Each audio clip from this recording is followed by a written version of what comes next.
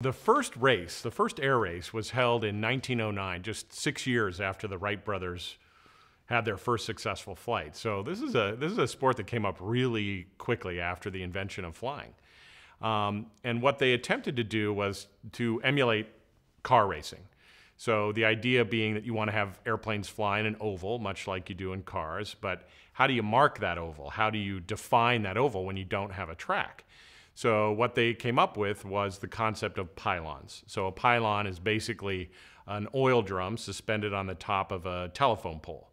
And so those pylons would be put out around the course and would mark that oval. And the rules have basically been the same since the start of air racing. From those earliest days to today, you're flying an oval course around these pylons that mark that space.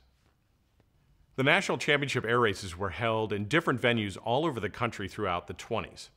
And then in 1929, they found their first permanent home in Cleveland, Ohio. And the races were held there all throughout the 30s. And then the races were on hiatus during World War II. And when the war ended, pilots and teams started bringing these surplus military aircraft to the races, the fighters. And this was extremely exciting, not only for the pilots and teams, but for the fans, because these aircraft represented the pinnacle of aviation technology, and it took air racing to a whole new level.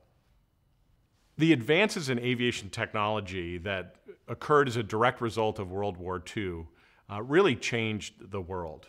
The resources that were put into aviation by both the Allied and Axis powers revolutionized aviation technology, and there's just no question about that. And when the airplanes started coming back after the war, race teams just literally could not wait to get their hands on these machines. They just knew that air racing was about to take a major leap forward. I think it's just fascinating that there is this innate human need for speed, that there's something about this measure that just fascinates people. I mean, the minute you can race two of anything, somebody's doing it and trying to figure out who's the fastest. The NASCAR racing legend Richard Petty once said, and I'll paraphrase, when did the first car race begin? Well, we know it was the day there were two cars. And I think this is absolutely true in aviation history as well.